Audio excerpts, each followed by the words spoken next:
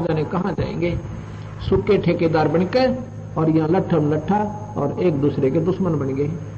ज्ञानहीन होने तक हमने स्वयं नहीं मालूम हम कितना आए थे और काहे के लिए लड़ रहे हैं। उसमें अपनी जान का भरोसा नहीं, कब मर जाएं। जैसे वो बाड़े कसाई के बकरे एक दूसरे के साथ ऐसे झगड़ते हैं, अपने बच्चों में प्यार रखते हैं।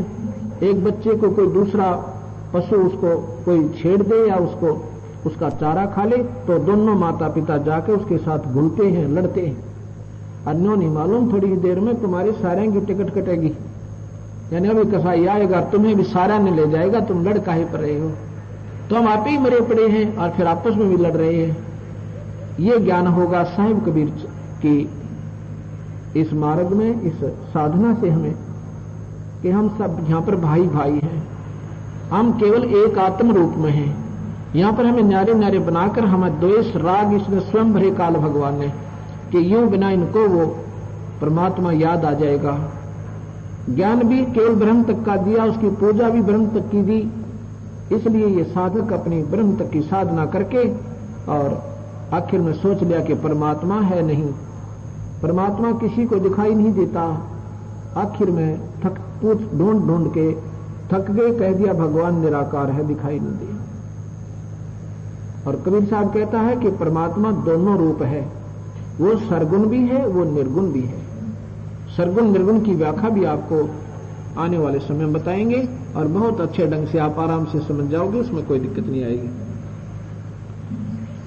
हम सभी सतलोक में रहते थे। सतलोक के अंदर सतपुरुष, उसी को परम अक्षर ब्रह्म, उसको पूर्ण ब्रह्म और पूर्ण परमात्मा परमेश्वर नाम से उसी को जाना जाता है।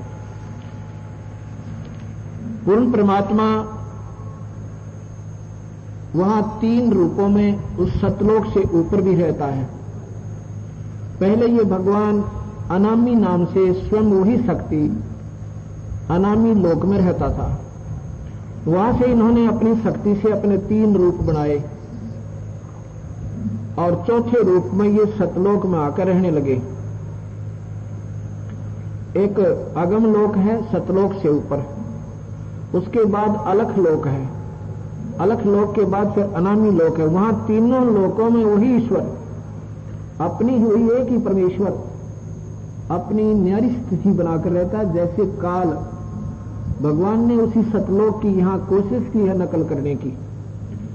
सतलोक में जब ये सतपुरुष आए पूर्ण परमात्मा, इन्होंने वहां की सृष्टि रची सतलोक की। शब्द उच्चारण किए 17। पहले शब्द से वहां सतलोक के सभी दीप तेज पुंज से रच दिए, वो कभी नष्ट नहीं होते। उसके बाद शब्द से ही अपने 16 पुत्रों की उत्पत्ति की और सभी पुत्रों को न्यारे न्यारे द्वीप देकर और वहां व्यवस्थित कर दिया। अचिंत नाम का सतपुरुष का पुत्र है, उससे कहा कि तुम यहां की अन्य सृष्टि रचो मेरे हुक्म तक। अचिंत ने एक शब्द उच्चारण किया प्रेमानंद, उससे इस अक्षर पुरुष की उत्पत्ति हुई पारब्रह्म की। पारब्रह्म को आदेश दिया अचिंत ने कि परमात्मा का हुक्म है कि यहां सतलोक की निम्न सत बाहर ली, ये तू सृष्टि रच। और इसको उसके बाद क्या हुआ कि ये पारब्रह्म अक्षर पुरुष, पुरुष माने भगवान, अक्षर भगवान यानी पारब्रह्म, ये एक अमृत सरोवर में ऐसे खुशी के साथ उसमें चला जाता है और वहां पर मस्त हो जाता है, काफी समय तक बाहर नहीं आता है। सतपुरुष ने देखा कि सृष्टि नहीं रची जा रही, तो उन्होंने अपने शब्द से एक अंडा बनाया, अमृत तत्व से अंडा बनाकर के उस जल में डाला जिसमें ये पारब्रह्म सो रहा था। उस अंडे की गड़गड़ गड़गड़ की आवाज से अक्षर पुरुष की आंखें खुल गई, यानी वो जाग गई। और फिर नजदीक जाकर देखा क्रोध के साथ, क्योंकि जो कच्ची नींद इंसान उठे तो कुछ उसमें एक विशेष रोष होता है। उसके पास गया, उसके तेज से वो अंडा फट गया, उसमें से युग काल निकला। इसका तेजोमय शरीर बहुत सुंदर, ओछा मत्था और शरीर तेज पर सांवला रंग, लंबे लंबे दांत, शरीर में तेज बहुत इसका। आकाशवाणी हुई कि तुम दोनों बाहर आओ। जब वो बाहर आए तो कहा सतपुरुष ने कि तुम दोनों के दोनों अचिंत के ही लोक में रहो, बाकी 15 पुत्र न्यारे न्यारे लोकों में, और ये 3 एक ही लोक में रहने के लिए सतपुरुष ने आदेश दिया। यहां पर इसका नाम ज्योत निरंजन रखा। इस ज्योत निरंजन के मन में कुछ दिन के बाद, कुछ समय के बाद आती है कि मैं अपना न्यारा राज्य रचूं, अपना न्यारा राज्य बनाऊं, अपना न्यारा स्थान प्राप्त करूं। इसने 70 युग तक सतलोक में एक कोने में जाकर साधना करी, एक पैर पे खड़ा होकर 70 युग तपस्या करी। सतपुरुष ने पूछा, भाई क्या चाहता है ये? निरंजन से पूछो, ज्योत निरंजन। इसने कहा कि मुझे न्यारा राज्य दो, ये स्थान मुझे अच्छा नहीं लग रहा, ये कम है मेरे लिए। अब यहां से बीमारी शुरू हुई जो आज हमें दुखदाई हुई। उधर से एक प्रश्न करता भक्तात्मा के, चलो काल ने गलतियां की, इस पार ब्रह्म, इसने ब्रह्म ने, तो हम क्यों दुख पाए? हम ऐसे दुख पाए कि जब ये तपस्या कर रहा था और हम वहां पर हंस रूप में रहते थे, अपनी भी उत्पत्ति भगवान ने शब्द से कर दी थी सभी की, सतपुरुष ने। हम वहां पर हंस रूप में थे, तेज पुंज का शरीर है हमारा, असली शरीर, वो खत्म नहीं होता कभी, उसी के आधार पर जीव मरता नहीं। हम सतलोक में रहते थे, तो जब ये तपस्या कर रहा तो हम इसकी उस ड्रामे ने देखकर इसके ऊपर आकर्षित हो जाते हैं और अपने भगवान से हम हृदय से टूट जाते हैं। वहां से हम दुख होना शुरू हुआ। हम अपने मालिक ने भूल गए जो सारा सुख देवा था, और इस काल की तरफ, ज्योत निरंजन की तरफ हम आकर्षित हो गए। जैसे कोई हीरो और हीरोइन, फिल्मों में ये बालक देखते हैं बच्चे, ये नादान उम्र के, उसके ऊपर इतने आसक्त हो जाते हैं, और लेना एक ने देने दो, कोई पल्ला भी नहीं उनका कि वो कि देंगे उन्हें। लेकिन हमारी आदत बिगड़ गई वहां तक, वो आज भी विद्वान है। जोधपुर में कल कोई भी हीरो आ जा, सारा जोधपुर आसपास के गांव इकट्ठे हो जा देखने खातिर, के देखे वो आदमी। लेकिन हमारी आदत बिगड़ी, उसकी कलाओं पर, उसकी अदाओं पर, उसके चेहरे पर हम आकर्षित हो गए। ऐसे ही हम अपने उस भगवान ने भूल गए जो हमें सुखदायी था, हमारा मूल भगवान है, जो असली पति है हमारा। और इस नकली पति में, इस नकली मालिक में हमारी आस्था बन गई। परमात्मा देखते रहे, इशारा भी करते रहे कि नादान तुम अपनी मस्त रहो अपनी क्रिया में, इसको करने दो, इसकी कब करनी इसी को मिलेगी।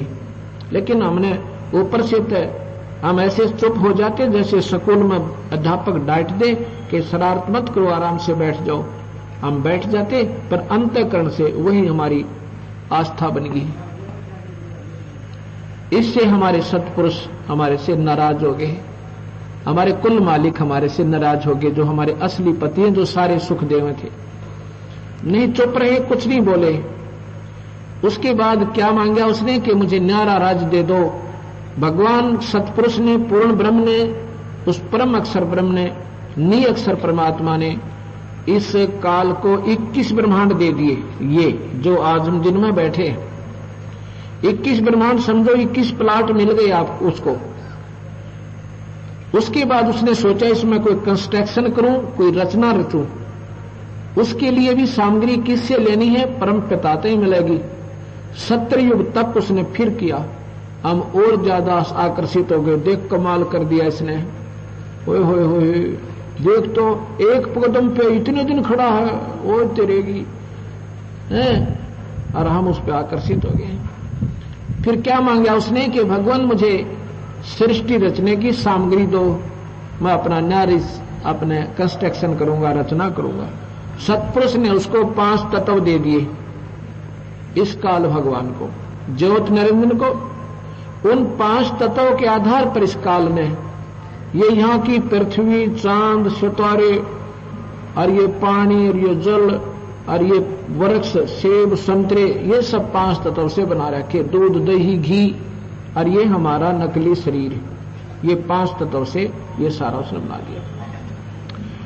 उसने तीसरी बार 5 तत्व और 3 गुण दे दिए। तीसरी बार जो उसने रचना मांगी, 64 युग तप किया,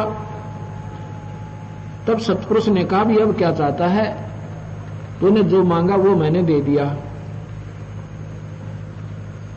तो काल कहता है ये ज्योत निरंजन, उस समय इसका काल नाम नहीं पड़ा था, अब बताऊंगा वो काल कैसे पड़ा। ज्योत निरंजन ने कहा कि मुझे जीव दे दो भगवान, इतने 21 ब्रह्मांडों में मेरा अकेले का दिल नहीं लग रहा, कुछ आत्मा दे दे मुझे। सतपुरुष पूर्ण ब्रह्म भगवान कबीर साहब ये स्वयं है, इन्होंने कहा भी ऐसे मैं जीव नहीं दूंगा, ये मेरी हृदय, ये मेरी आत्मा है, ये मुझे बहुत प्रिय है, ऐसे नहीं दूंगा मैं, चाहे तू तब के कुछ भी कर। हाँ, अगर ये अपनी सब इच्छा से जाना चाहती है तो आप इनको ले जा सकते हो। हम तो तैयार बैठी थी मूर्ख, उसके ऊपर पहले ही आ सकते। तो उसने आकर पूछा, हमारे से कहा कि हम एक न्यारा स्थान बनाएंगे, वहां स्वर्ग बनाएंगे, वहां बढ़िया बढ़िया मेवा होंगी, ऐसे होंगे, दूधों की नदी होंगी, और ऐसे मौज करेंगे, चलोगे? हम तो पहले तैयार थे, ताकि ये कभी आके कह दे हमने ले चल। तो सबसे पहले एक आत्मा ने स्वीकार दी थी कि हम तैयार हैं। सबने कहा कि हम तैयार हैं, तो उसने कहा कि हे पिताजी, हे सतपुरुष, ये सब तैयार है मेरे साथ चलने के लिए। सतपुरुष ने कहा, क्यों भाई तुम जाना चाहते हो इसके साथ? बाकी सेम गए, एकदम चुप हो गए। एक आत्मा ने सबसे पहले स्वीकृति थी, जो इस पर ज्यादा आसक्त थी। उसने कहा कि हम तैयार हैं।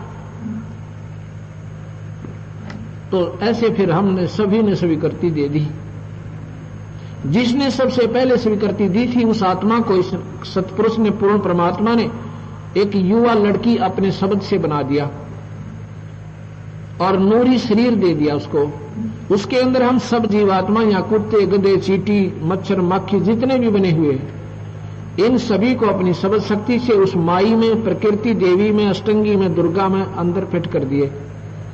इस सारे 21 ब्रह्मांड के जितने भी जीव हैं, असंख्यों, अरबों, खरबों, करोड़, असंख्यों जीव हैं, इनका असली सूक्ष्म जीव इतना है, जैसे जो जीव हमने दिखाई नहीं देते और डॉक्टर लोग दूरबीन से देखते हैं, उससे भी सूक्ष्म रूप है अपना असली। हाथी में भी वही है, जीव है, और वो नहीं दिखता, वो भी उतना ही है, उससे भी हम और ज्यादा सूक्ष्म हैं। इस सभी प्राणियों को एक माचिस देखी होगी आपने, माचिस, उस माचिस के आधे से भी आधे हिस्से में ये सारी आ सकती हैं।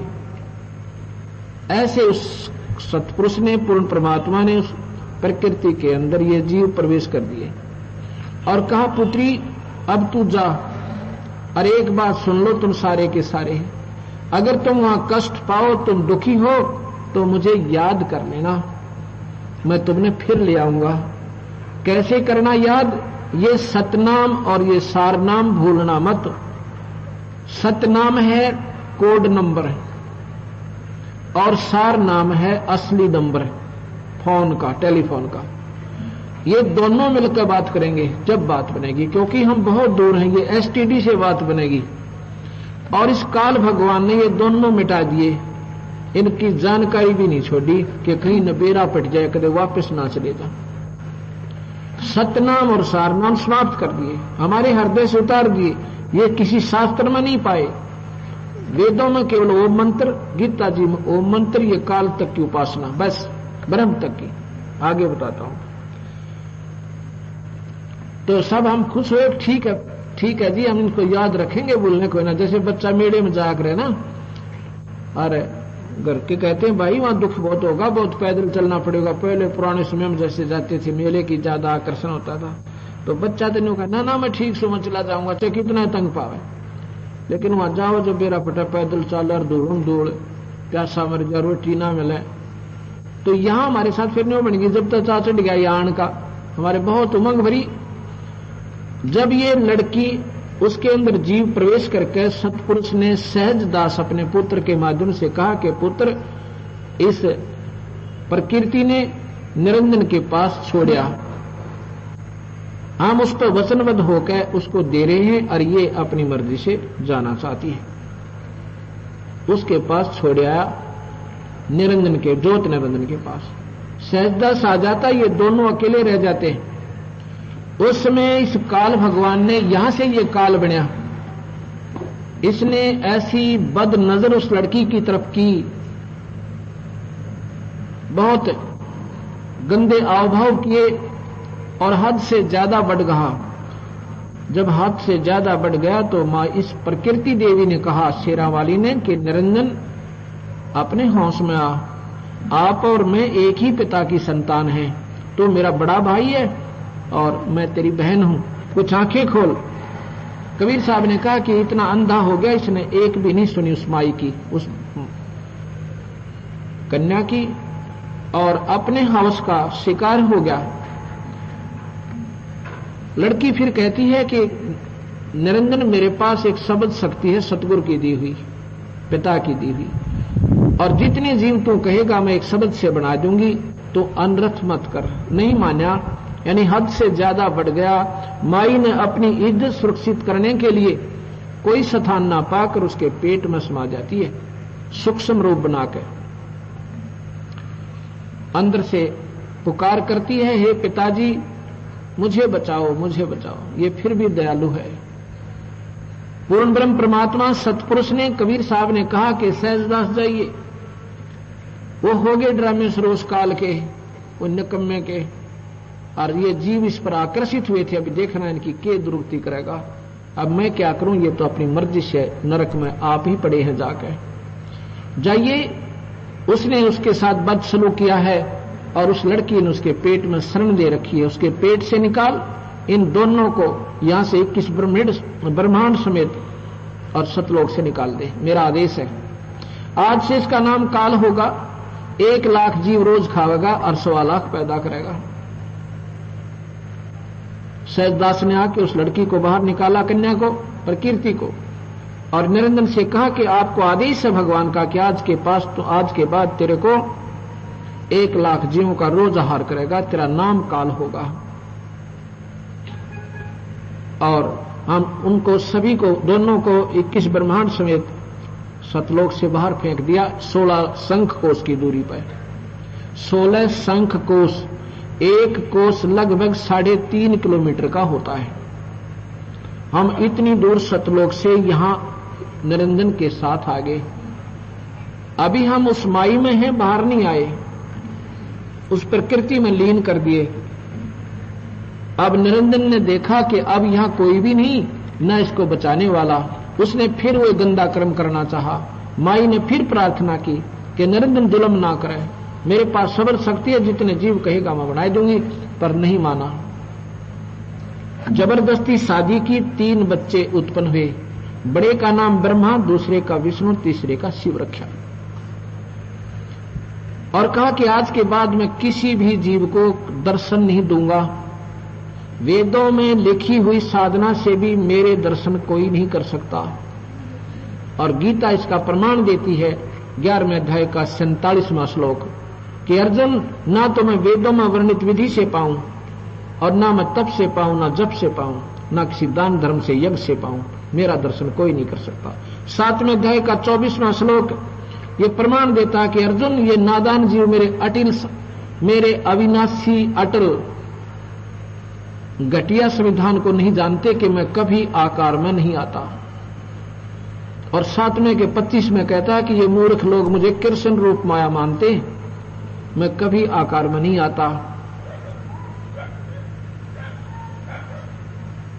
तो वहां क्या होता है, तीनों बच्चे जब सियाणे हो जा, काल ने कहा कि जब ये बच्चे सियाणे हो जाए, इनको सागर मंथर पर भेज देना। सियाने के ऊपर हुए कि जब तक ये इनको मेरा ज्ञान मत देना, बताना नहीं। अब माई ने कहा कि एक बात बता निरंजन, अब मैं तेरे वश होगी, अब कैसे नाच नचा, आप मेरे साथ भी नहीं रह रहे, किस ब्रह्मांड को मैं चलाऊंगी क्यों करे, मैं कैसे चला पाऊंगी एक औरत की जात। काल कहता है निरंजन के जो कुछ भी करना है वो मैं ही करूंगा, मेरी गुप्त रूप से मैं प्रवेश करूंगा और किसी को मालूम भी नहीं होगा मैं क्या कर रहा हूं। ये सारे काम को मैं अपनी शक्ति से करूंगा, तुम तो निमित्त निमित्त बनाने हैं मैंने, और सब मेरी ही शक्ति आदेश से यहां पर कार्य होगा, लेकिन मैं दर्शन नहीं दूंगा किसी को भी। और इनको बेहोश रखना जब तक ये जवान ना हो, इनको होश में मत आने देना। और क्योंकि वो गुप्त क्यों हुआ, क्यों कहता है गीता में कि भाई मैं कभी दर्शन नहीं दूंगा, ये रूप मेरा ना किसी ने देखा ना देख सकता, इसका मतलब कहीं है वो आकार में। ऐसा क्यों जरूरत है उसने लुक कर रहने की, छुप कर? क्योंकि अगर वो स्वर्ग में बैठ कर 1 लाख जीवों ने रोज खावे, कोई ना साधना करे उसकी, उसी समय सब बगावत कर दें, अब ये क्या है भगवान जब सारे न खावे। लेकिन वो तो स्वयं कह रहा है कि मैं सबको खाऊंगा, बख्शो नहीं। और यहां प्रत्यक्ष आप देख रहे हो, देव मरे, ये ब्रह्मा विष्णु महेश मरेंगे, और हमारी तो गिनती के है, हम तक कितनी बार मरेंगे। वो भगवान ये काल है।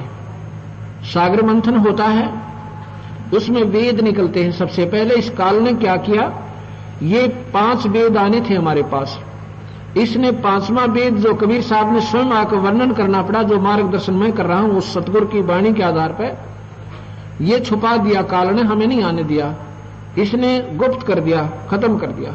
और 4 वेद अपने श्वासों के द्वारा और उसमें प्रवेश कर दिए सागर में।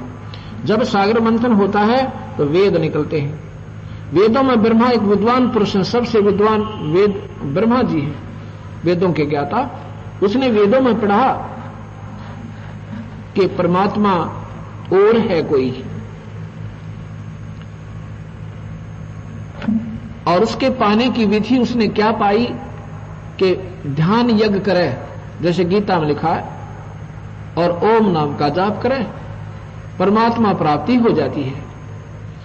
उसकी माता से जब वो तीनों पूछते थे, सियाने हुए पाछे, जब वो जैसे आपको बताया था कि ब्रह्मा तो कमल के फूल पर रख दिया, विष्णु को सेज सैया पर बेहोश कर दिया, और फिर उसको होश में ला दिया। विष्णु कहता है कि मैंने बालक था जब मां के दर्शन हुए थे, फिर मैंने पता नहीं मैं कहां चला गया। जब थोड़ा सा सियाना हुआ, विष्णु को बेहोश कर दिया, फिर शिवजी भी वहीं आ गए, हम तीनों इकट्ठे हो गए। फिर मां से पूछा कि मां हमारा पिता कौन है? तो माता ने कहा कि भाई मैं थारी पिता, मैं तुम्हारी मां, लेकिन वो जो तुम वस्तु, उस जो और शक्ति जिसको तुम मानते हो वो तुम्हें मिला नहीं गा, वो दर्शन नहीं देगा तुम्हें कभी भी।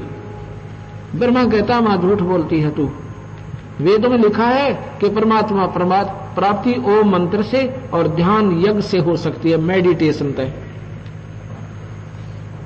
माई बोली भाई कोई ना हो, रहने दे, नहीं होगा भाई, तुम अपनी सृष्टि रचो, अपना कर्म करो जो तुम्हारी ड्यूटी है। अगर नहीं मां, मैं पिता को ढूंढूंगा और तभी वापस घर आऊंगा, नहीं तो नहीं आऊंगा। मैं मुख भी नहीं दिखाऊंगा आपको अगर पिता की प्राप्ति नहीं हुई। माता ने कहा कि अगर तेरा पिता नहीं मिला तो क्या करेगा तू, अब जिद कर रहा है। ब्रह्मा कहता है अगर पिताजी नहीं मिला तो मैं दर्शन नहीं दिखाऊंगा, वापस आऊंगा भी नहीं। 4 युग तक मेडिटेशन ब्रह्मा करता है, 4 युग तक। अब देख लो कोई संत, कोई महात्मा आपको कहे कि 2.5 घंटे सुबह और 2.5 घंटे शाम ध्यान यज्ञ कर लो, मेडिटेशन कर लो, ध्यान लगा लो, प्राप्ति हो जाएगी, व्यर्थ है। 4 युग तक मेडिटेशन करता रहा, ब्रह्मा को भगवान प्राप्ति नहीं हुई। वेदों वाले भगवान ब्रह्म की भी प्राप्ति नहीं हुई। उसके बाद आकाशवाणी हुई काल की, निरंजन की, कि सृष्टि रचो, क्यों देरी कर रखी है? तो माई ने कहा कि तेरा पुत्र तेरी तलाश कर रहा है, आकाशवाणी में काल कहता है ब्रह्म ये क्षर पुरुष, उसको कह दो मैं दर्शन नहीं दूंगा, चाहे वो लाख वर्ष लाख युग बैठा रहे, मैं किसी को दर्शन नहीं दूंगा। ये मेरा अटल नियम है। और यही गीता का 24वां श्लोक 7वें अध्याय का बताता है कि ये बुद्धिहीन ये मंदबुद्धि संसार, ये जन समुदाय मेरे अटल अविनाशी घटिया संविधान को, अनुत्तम संविधान को, नियम को नहीं जानता कि मैं कभी भी आकार में नहीं आता, मैं कभी किसी को दर्शन नहीं देता। जब माई ने एक लड़की अपनी शब्द से बनाई, उसका नाम गायत्री रखा कि जाओ पुत्री अपने भाई को उठाकर लाओ। गायत्री ने जाकर के उसके चरण छुए। ब्रह्मा ने आंखें खोली। ब्रह्मा ने कहा कि तू पापनी मेरा दीन भ्रष्ट करने के लिए आई है लगती है, मैं तुझे श्राप देता हूं। गायत्री कहती है मेरी पहले अर्ज सुन ले और फिर जो मेरी गलती हो तो मुझे श्राप देना, पहले मत देना, एक कृपा कर। आप बोलो कैसे आई? कि मां ने भेजी हूं, आपके बिना सृष्टि रची नहीं जा रही और आप चलिए। वो कहता मैं कैसे चलूं, भगवान के दर्शन हुए नहीं और मां के आगे छाती पीट कहा था कि दर्शन करके ही आऊंगा, अब मुझे शर्म लगा, मैं जाऊं नहीं। क्यों कैसे जाऊं, आप तरीका बताओ। ब्रह्मा कहता है कि एक तरीके से जा सकता हूं कि तुम मेरी झूठी गवाही दे देना कि भगवान के दर्शन हो गए तो चल सकूं। यहां एक ऐसी घटना है कि वो यहां नहीं बता सकता मैं, जो उनकी वार्ता हुई। उसके बाद कहती है मैं एक लड़की अपनी शब्द से मैं बना देती हूं, उसको तीसरा गवाह और तैयार कर लेते हैं, यानी अपनी पक्की गवाही हो जाएगी। तो ऐसे कहा किया गया। उसका नाम पौपवती रखा और तीनों के तीनों आ जाते हैं। माई ने पूछा कि ब्रह्मा तेने परमात्मा प्राप्ति होगी, तेरे पिता के दर्शन होगे? हाँ जी। कहने लगे भाई कैसे मानूं मैं? कि इन दोनों से पूछ लीजिए, मेरी गवाह इनके सामने दर्शन दिए मेरे को। क्यों तुमने आंखों से देखा? हाँ जी। दोनों ने झूठी गवाही दे दी। अब माई ने सोचा कि मुझे तो कहता है मैं दर्शन ही नहीं दूंगा किसी को, इनको दर्शन दे रहा है। तो कहती है नरेंद्र ये तेरी दोगली चाल मेरे बस की कोई ना, पकड़ संभाल अपने डमडमे ना। मायूस होकर एक तरफ बैठ जाती है। आकाशवाणी होती है काल भगवान की, ब्रह्म की, कि ये तीनों झूठ बोलते हैं, मैंने कोई दर्शन नहीं दिए। जब आकर वो माई, जब सत्य का बेड़ा पट जाए ना, करड़ी होकर आई कि नादानो मुझे आकाशवाणी हुई है उस परमात्मा की, ब्रह्म की, और कहा कि ये झूठ बोल रहे हैं। फिर वो तीनों सहम गए, घबरा गए, हंसने लगे, कहने लगे माता ये आ नहीं रहा था, इसने कहा कि तुम झूठी गवाही दे देना, मैं चल पड़ू नहीं तो शर्म आएगी, हमने झूठ बोल दी।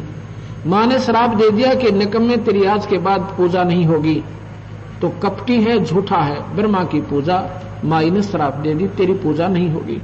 इससे ब्रह्मा बेहोश हो जाता है कि देख छोटी सी बात का कितना भयंकर परिणाम मिला। और गायत्री को श्राप दे दिया कि तू गाय बनेगी, तेरे 5-5 पति होंगे। और पौपवती को श्राप दिया कि तू गंदी बूटी बनेगी, जो गंदे स्थल पर उपजा करेगी। उसके बाद काल ने कहा कि माई ने कहा विष्णु को बुलाया, कहने लगी बेटा आप भी ढूंढ लो अपने पिता ने, कहीं फिर बीच में ना बाधा बन जाओ। विष्णु चल पड़ता है अपने पिता की तलाश में। कहां पहुंच जाता है? शेष नाग के लोक में पहुंच गया, क्षीर समुद्र में। वहां जब पहुंचा तो ये सबकी यहां पर जोड़ेक्शन बनी हुई है। शेष नाग ने 1000 फुन वाले शेष नाग हैं, 1000 फुनों से ऐसा फुंकारा मारा कि जैसे धुंध हो जाकर जहर की, और भगवान विष्णु का रंग सावला हो गया, दिखाई भी नहीं दिए। भगवान विष्णु ने सोचा इस नादान का मैंने क्या बिगाड़ा था, इस कीड़े का है, और इसने मेरा क्या हाल कर दिया, बिना कसूर के डैश को अभी खत्म कर देता हूं। भगवान विष्णु जब उसको मारने के लिए चलते हैं, आकाशवाणी होती है निरंजन की के विष्णु अब मत मार इसको, कुछ ना कह तू इसको। अगर तुम ऐसे लड़ने लगे तो यह सृष्टि रचना बंद हो जाएगी। इसका बदला तुम द्वापर युग में लेना। ये काली देह में शेषनाग ही अवतार बनकर जाएगा, काली देह में, और तू कृष्ण रूप में होगा जब इसका बदला ले लेना। अब जाके अपनी मान प्रकृति ने शेरा वाली ने साची साच बता दे, और जैत ने झूठ बोल दी तो वह ब्रह्मा के साल तेरा भी हो जाएगा। विष्णु वापस आ जाता, और मैं दर्शन नहीं दूंगा चाहे कितना घूम ले। विष्णु वापस आ जाता है। माता पूछती है पुत्र तुझे हुए दर्शन पिता के? ने बोला नहीं माँ, मुझे दर्शन नहीं हुए। इस पर वो माँ प्रसन्न हो जाती है और सीने से लगाती है, बेटा तू सतोगुणी होगा, तूने सच्ची बताई है मेरे को, और तेरे को इस सृष्टि की रचना का ना ये पालन करने का कर्ता की उपाधि देती हूँ, तो बहुत नेक आत्मा है। उसके बाद भगवान शिव से कहा कि पुत्र तुम ही ढूंढ ले अपने पिता निरंजन ने। वो कहने लगा माँ जब मेरे दोनों भाइयों को नहीं मिले तो मैं तो ट्राई को नहीं करता, मैं नहीं ढूंढता। मेरे पे कृपा कर दे माता, मैं आपसे एक वरदान चाहता हूं, अकमांग भाई, कि मैं मुझे अमर कर दे, मैं कभी ना मरूं। तो माई कहने लगी भाई ये नहीं हो सकता, जो पैदा हुआ है इस 21 ब्रह्मांड में अवश्य मरेगा, और जो मर गया उसका जन्म जरूर होगा भी रहा।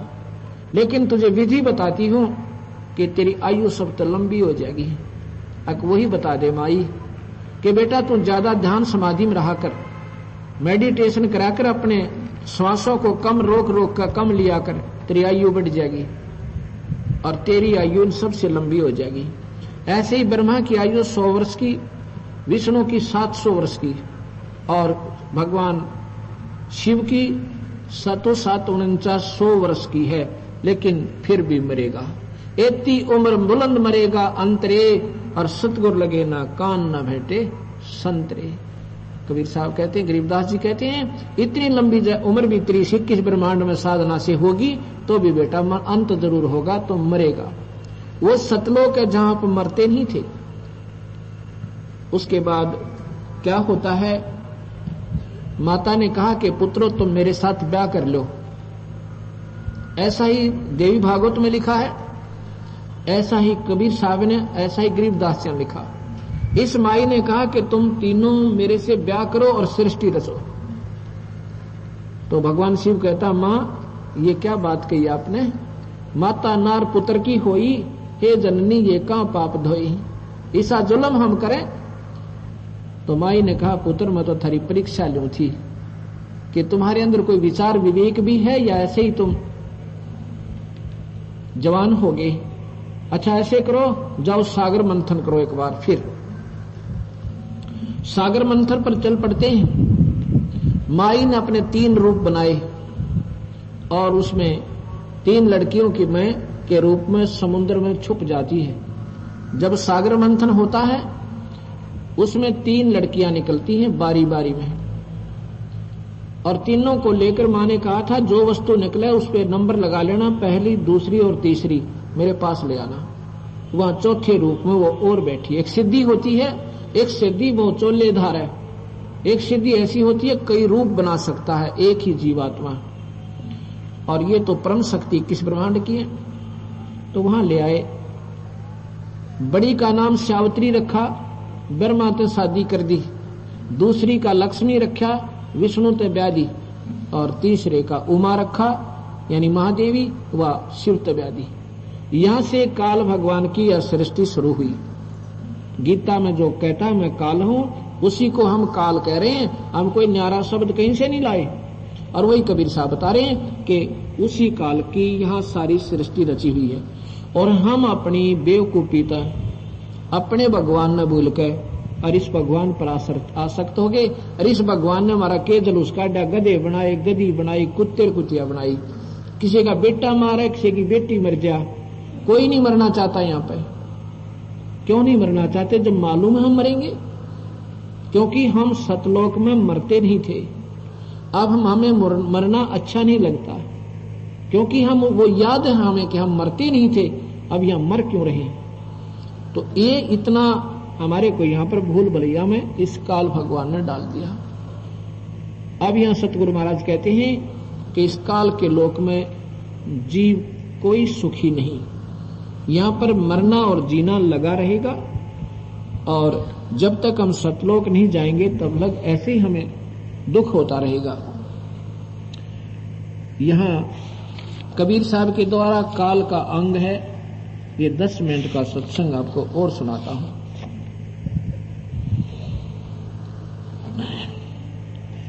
कबीर बारी बारी आपने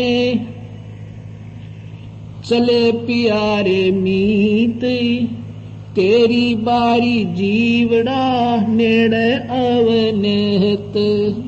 अपने अपने नंबर में नौके सारे जा रहे हैं, और तेरी भी बच्चों या नजदीक लग रही है, तेरी मरण की बारी भी आने वाली है।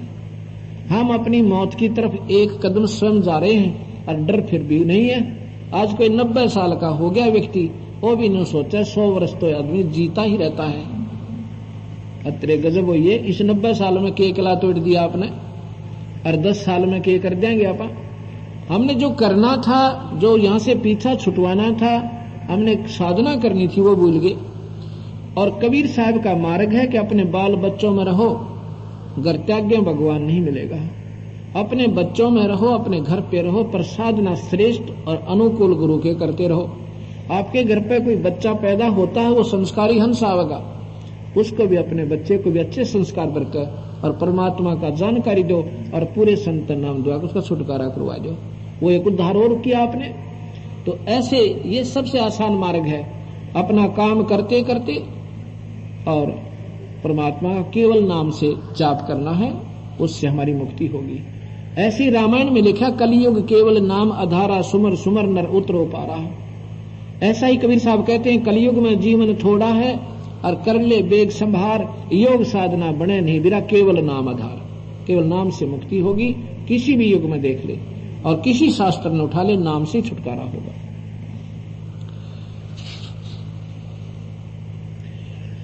कबीर फागण आवत देखे के, बन रोवे मन माही, वो ऊंची टेढ़ी पात थे, इब पीले हो जाही।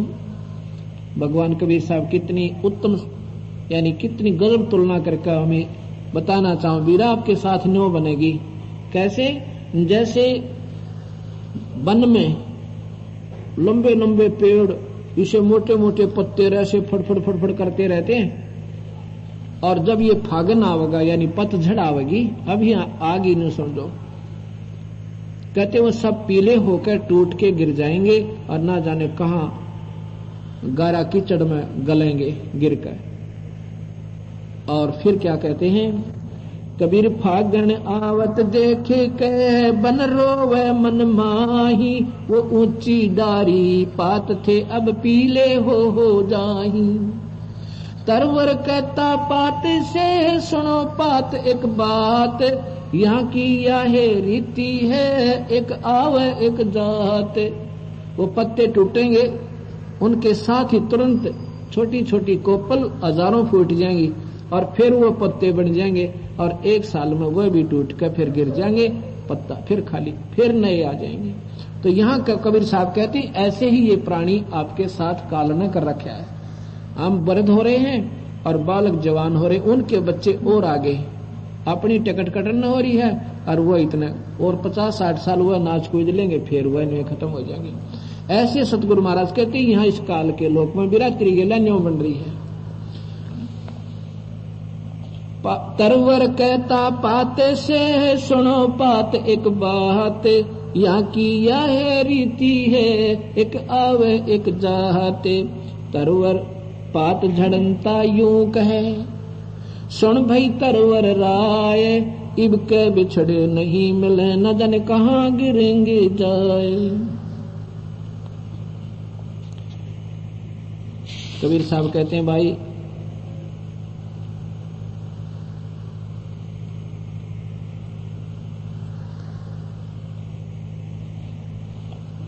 यहां काल के लोक में जीव अनजान पने में सुखी मानता है, लेकिन यह सुख को नहीं। कबीर झूठे सुख को सुख कहे, यो मान रहा मन मोद, ये सकल चबीना काल का, कुछ मुख में कुछ गोद। भाई बंदी छोड़ के तुम झूठे सुख न सुख मान रहे हो। पीछे गुजरात में क्या हुआ था भाई, आपने याद कोई नहीं मेरे ख्याल में। गुजरात में के अनर्थ हुआ था। 26 जनवरी का दिन देश स्वतंत्रता यानी गणतंत्र दिवस की खुशी मना रहा, और 3.5 मिनट में और लाखों जीव बेचारे अपने ही मकानों के नीचे, जिनको बनाने में शायद उन्होंने 20-20 वर्ष 2-2 पीढ़ी लगी होंगी, और उन्हीं के अंदर खत्म हो गए। अब बंदी छोड़ के भाई इस झूठे सुख ने सुख मान रहे हो, यहाँ पर ना जाने कब के बिजली पड़ जा। पीछे उसमें उड़ीसा में कितना भयंकर समुद्री तूफान आया था। श्याम ने बेचारे अपनी सोचो उम्मीद ला कर सोए थे, अपने बच्चा ने न्यू करेंगे, सभी की ऐसे हमारी आस्था है, और सुबह उनकी लाश तरती मिली थी। यहाँ बंदी छोड़ कहते हैं झूठे सुख को सुख कह यो मान रहा मन मोद, ये सकल चबीना काल का कुछ मुख में कुछ गोद। मुख में तो वो है जो रोज 1000 का पूरा कर ले, 1 लाख पूरे कर जाता है, वो तो मुख में आ गए। और बाकिया न झूठे लालच देके ये तेरा बेटा है या तेरी बेटी, और ये तेरी संपत्ति, और ये तेरा राजपाट मौज करे। और नंबर आवेगा जब 1 सेकंड भी ना लगे, उसी समय चले जाएंगे। यहाँ सतगुरु महाराज कहते हैं बेटा जाया खुशी हुए खूब बजाए थाल, आवन जन लग रहा जो कीड़ी का नाल। बंदी छोड़ने को कहे कि भाई जब पुत्र हुआ कितनी खुशी मनाई। भाई क्या की खुशी मनाओ, ये तो आना जाना न्यू लग रहा है जैसे कीड़ी का नाल। आपने चींटी देखी होंगी काली काली छोटी छोटी, कोई इधर भाग रही है लाखों की संख्या में न्यू भाग रही है, उत्सवों को इधर उधर से हो रही है। कहते ये तो तेरा न्यू बन रही है, 1 लाख जा रहे हैं और 1.25 लाख आ रहे हैं उसी रास्ते पे। 1 लाख रोज जा रहे हैं, ज्यादा तो ये जैसे मनुष्य है ना, ये 1 लाख तो रोज गिन कर वो खाता है। बाकी मरो कितने कीड़े मकोड़े ये अलग है, इनकी कोई गिनती है कोई ना। ये तो अपने क्रम आधार पर मनते रहो, पैदा होते रहो। 1 लाख आहार करता है, और ज्यादा मर जाए तो मर जाए, उसके के 8 लगे, उसके के दर्द हो काल के। दर्द मारो, हमारी बाण मर जाए, बेटा मरे और भाई मरे, कलजा पट टक्कर मारे हैं, और फिर भी पूजा उसी काल की। जो सुन कर मैं काल हूं उसी को हम पूज रहे, तो निहाल कैसे करेगा, कैसे बचाव होगा। कबीर साहब यही कहना चाहते हैं कि तुम फिर पढ़ो इन शास्त्रों को, और फिर आ जाओ मेरी शरण में। फिर मेरी शरण में आने के बाद तुमने काल नहीं खाओगा। आपको काल नहीं खाएगा, बेमौत नहीं मारेगा। परमात्मा बंदी छोड़ कहते हैं अपने समय पर जाओगे, और समय से ज्यादा भी मैं तेरी उम्र भी बढ़ा दूंगा, क्योंकि कबीर साहब के पास ये पूर्ण शक्ति है। ये फांसी की सजा को भी, जैसे राष्ट्रपति होता है ना, फांसी की सजा भी माफ कर सकता है, और अन्य सजा तो उसके लिए बाएं हाथ का खेल है। ऐसे कबीर साहब हमारी मृत्यु भी टाल सकते हैं, आयु भी बढ़ा सकते हैं। ये कथा आपने कल सुनाऊंगा। 5 दिन आप सुनना कबीर भगवान की महिमा, और फिर आपकी आत्मा कितनी आनंद होगी। भक्ति तो हमने करनी है। भक्ति शुरुआत कहाँ से होती है? यहीं से होगी। कहाँ से होगी? ब्रह्म से होगी हमारी पढ़ाई शुरू। ब्रह्म यानी इस ज्योत निरंजन का ऋण हमने उतारना है। हम यहाँ की वायु, पानी, ये सब व्यवस्था प्रयोग कर रहे हैं। ये 5 तत्वों का शरीर भी इसका प्रयोग किया। इससे हमने वो मंत्र, ओम जो मंत्र है, ये सबसे उत्तम मंत्र है। इससे ऊपर एक सार नाम है, सत्य नाम है, उसको वो नाम है पारब्रह्म का, यानी ब्रह्म का ओम। वो दूसरा मंत्र हम देते हैं वो पार ब्रह्म का, और सार नाम पूर्ण ब्रह्म का। ऐसे इनका ऋण उतार के, जैसे 18वें अध्याय का कल सुनाऊंगा आपने, गीता में लिखा अर्जुन मेरी पूजा मुझ में ही त्याग दे, जितनी मेरी तूने साधना कर ली मेरे में छोड़ दे। ओम मंत्र की कमाई हम यहाँ छोड़ देंगे, इससे हमारा ऋण मुक्त हो जाएंगे।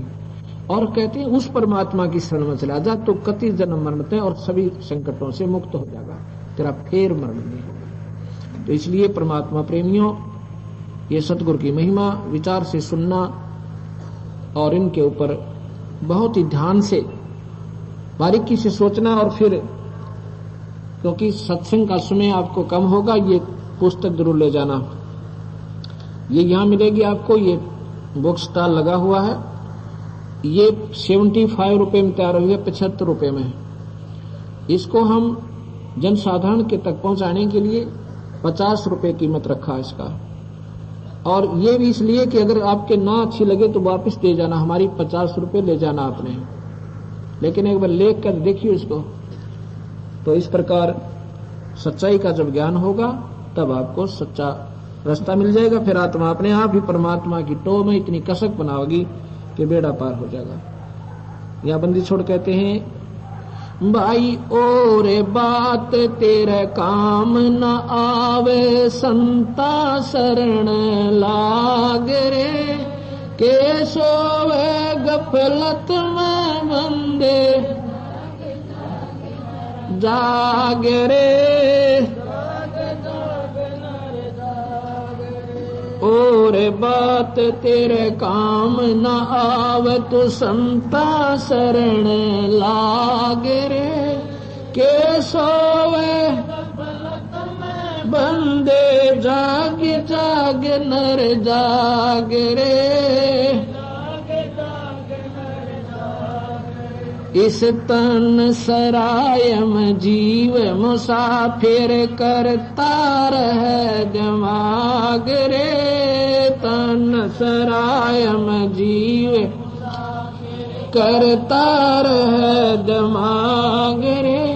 रात बसेरा कर ले डेरा, चल सवेरा त्याग रे, चल सवेरा त्याग रे। और बात तेरे काम न आवे, तो संता शरण लागे, के सोए गफलत में बंदे जाग रे, जाग जाग नर जाग रे। उमदा चोला बण्यान मोला, लगे दाग पे दाग रे। उमदा चोला लगे दाग पे दाग रे। दोगन की गुजरान जगत में क्यों जड़े बिराड़ी आग रे, जड़े बिराड़ी आग रे। और बात तेरे काम ना का शरण लाग रे, के सोवे गफलत में बंदे जाग रे, जाग कोबद का चढ़ी चढ़ रही चत पे, तू होया मनुष्य से नाग रे। कोबद का चढ़ी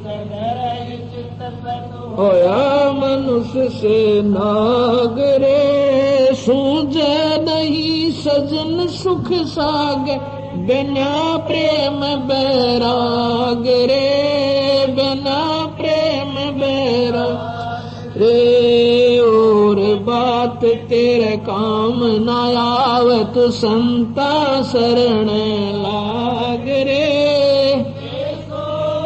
गफलत में बंदे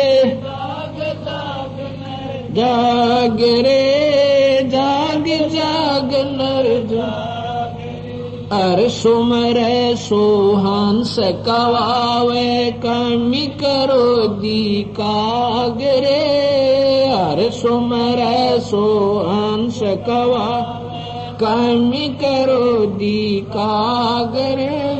भोरा नभर में विष के बन में, चल बेगमपुर बाग रे, बाग रे। और बात तेरे काम न आवे, तू संता शरण के सोए गफलत में बंदे जाग रे, जाग। शब्द सैन सतगुरु की पहचानी, पाया अटल सुहाग रे। शब्द सैन सतगुरु की पहचानी, पाया अटल सुहागर नतानंद महबूब गुमानी परगट पूर्ण बागरे परगट पूर्ण बागरे और बात तेरे काम ना संता शरण लागे के सोए गफलत में बंदे जाग रे जाग जाग नर जाग सत साहिब। अब जागने का समय आ गया भाई, और हम भगवान के चौकीदार आपने जगाने के लिए आवाज लगान भी आगे, और ना जागोगे तो आपको नुकसान बनेगा भाई। जैसे चौकीदार आता है गली गली में रुक के मारता है, भाई उठ लो जागते रहना, और जो जाग के उनका नुकसान बच जाता है। जैसे कोई नीच आत्मा चोर उचक्का दाव लगा रहा हो और चौकीदार की आवाज सुनकर एक बार घर के सदस्य जाग जावे तो फिर वो सोच लेता है वो चोर अब ये जाग के भाई बनमाने 2 घंटे में नींद आवे, तेरा समय चूक जाएगा तो चल यहां से। और जो सोचेंगे चौकीदार तो ऐसे ही आवाज लगाता रोज ही सो जाओ कुछ ना होना, तो वैसे नहीं लगाता वो सोच समझ कर रुके मार रहा है कि 1 बजे जरूर जाग जाओ, थोड़ी बहुत कमाई जरूर कर लो, वो अभी काम आवेगी थोड़े। अब जागने का समय है, जाग गया उनका बेड़ा पार है, और सो गए उनकी भाई नुकसान हो जाएगा, वो भक्ति में हानि उठाएंगे। बोल सतगुरुदेव सत साहिब।